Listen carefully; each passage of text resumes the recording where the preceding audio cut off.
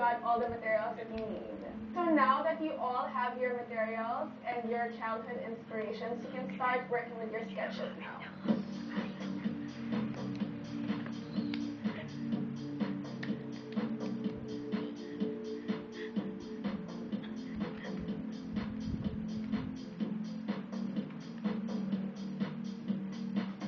From your sketches to your patterns, we need your designs to come to life. And that's why it's time for us to bring in the models. We have with us the models from Great Model Management.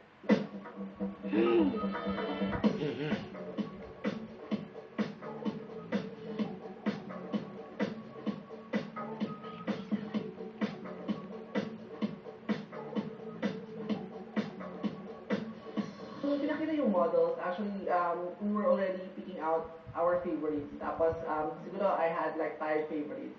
Designers, meet your models. They'll be with us throughout the entire season.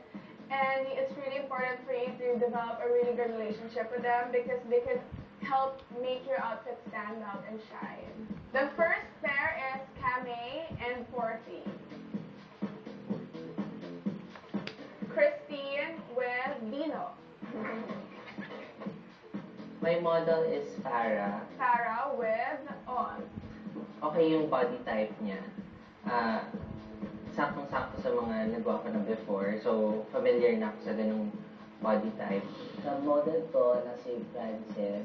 I'm really excited that I met him. We really clicked. Akala ko Inglesera siya. Also para akong ibugin niya pa ako sa pag-English ko. Pero yung nag-English ako, sabi niya, ay di marunong po ako mag-Tagalog. Huh? And the next one is Sheena and Ram. Joy and Coraline. Paulina and Nikita.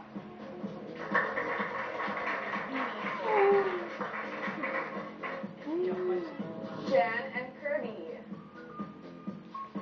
Priscilla with Ismael.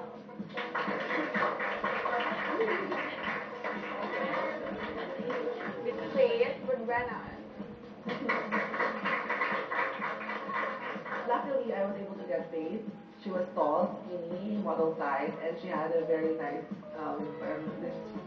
very morena complex. So, yeah, I love the model.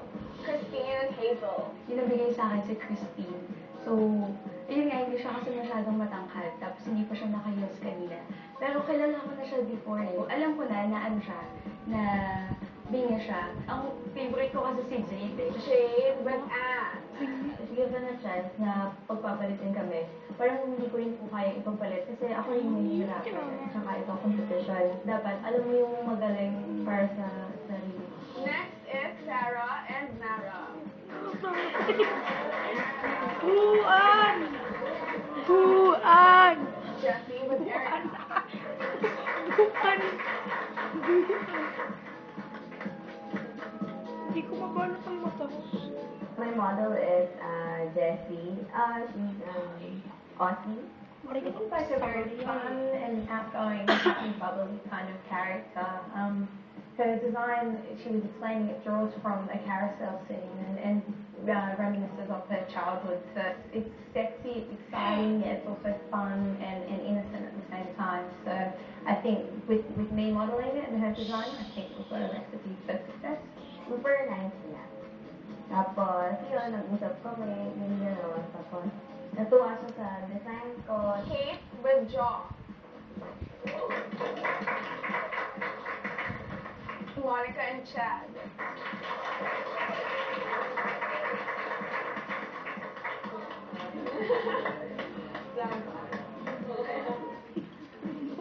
The model that I got is Monica. Tapos siya yung first runner-up niya sa Mega Fashion Crew. So, super, like, big deal siya kasi from Mega na siya. So, nag-work na siya for Mega.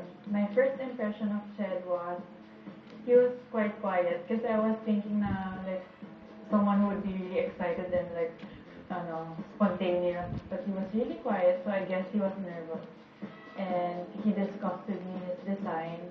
And it's very interesting because he showed me the material he was gonna use. So I'm really excited kung ano yung what he can make out of the material he showed me. Chelsea with Robin.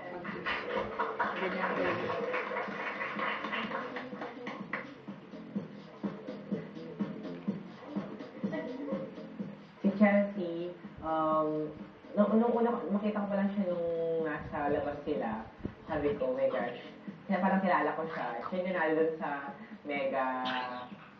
mega fashion crew.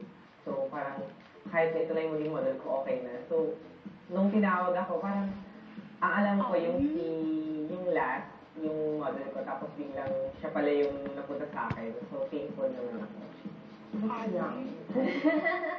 Very like quiet, but I talked to him a little bit a while ago, and he seems really nice. He's actually 18, the youngest in the competition. So been designing since 16.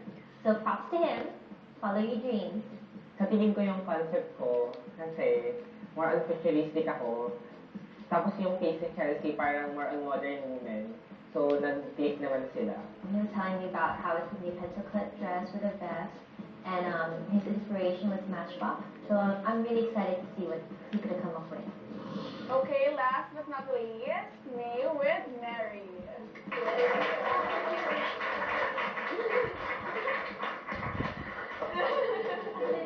Acting. I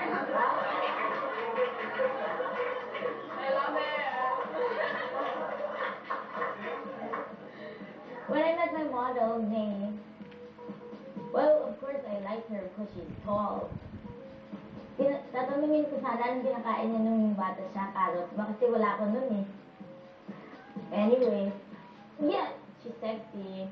She's nice and she's tall and, you know, what the model is supposed to be.